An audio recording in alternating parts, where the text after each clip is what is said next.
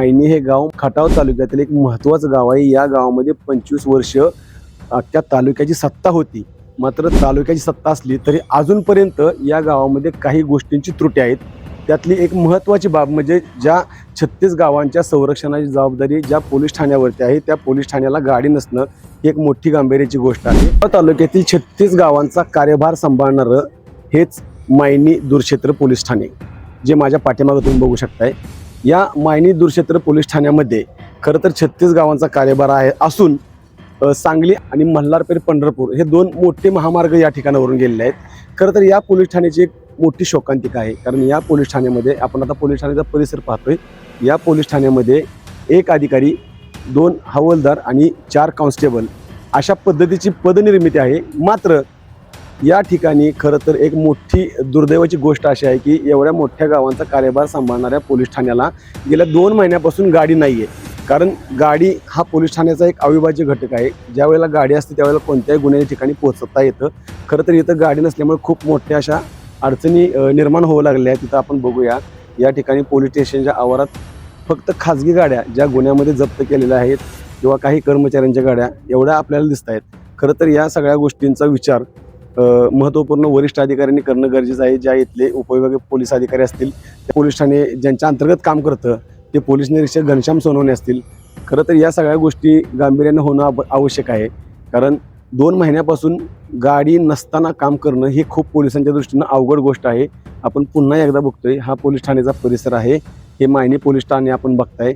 खरं तर या गावातून 2 मुख्य महामार्ग गेलेले आहेत आणि या मुख्य महामार्गाच्या अंतर्गत 36 गावं, या 36 गावांचा संपर्क रोज या ना त्या कारणानं प्रत्येक गुन्ह्यानं या पोलीस ठाण्याशी येतोय। मात्र या ठिकाणी अपरात्री, रात्री, पावसात, वाऱ्यात, उन्हात प्रवास करण्यासाठी जी गाडी होती ती गाडी नादुरुस्त झाली आणि ही गाडी नादुरुस्त झाल्यानंतर अगदी यांनी ही गाडी खरं तर दुरुस्तीसाठी टाकली याचं आपल्याला आता इथं सांगितलेलं आहे। त्यांचा प्रवास या ठिकाणी असलेले जे अधिकारी आहेत त्यांचा प्रवास एकतर स्वतःच्या 4 चाकी गाडीतून करावा लागतोय किंवा या ज्या दिसत आहेत या दुचाकीवरून करावा लागतोय। खरं तर अपरात्री किंवा रात्री एखादा अपघात झाला किंवा एखाद्या ठिकाणी एखादी दुर्घटना घडली तर त्या ठिकाणी दुचाकीवर जाणं संरक्षणाच्या दृष्टीनं खूप गंभीर आहे।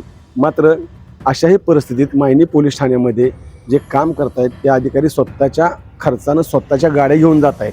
खरं तर मायणी हे गाव खटाव तालुक्यातील एक महत्त्वाचं गाव आहे। या गावामध्ये 25 वर्ष अख्ख्या तालुक्याची सत्ता होती।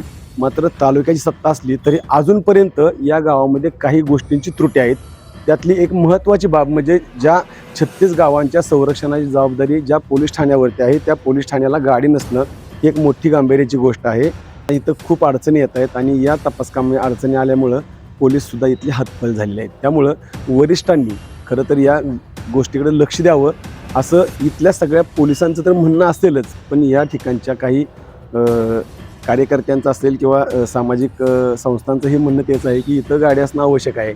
हे जी गाडी दुरुस्त करायसाठी गेली त्यावेळेला खरं तर सातारा शहरातील एखादी गाडी इथं ॲडजस्ट करणं आवश्यक होतं। मात्र असं कोणताही प्रकार झालेला नाही। अनेक पोलीस ठाण्यांना 2-2, 3-3 गाड्या अवेलेबल आहेत, मात्र या दूरक्षेत्राला एकही गाडी नाही, ही खरं दुर्दैवाची बाब आहे। आपला आवाज न्यूजसाठी संदीप जठार, मायणी।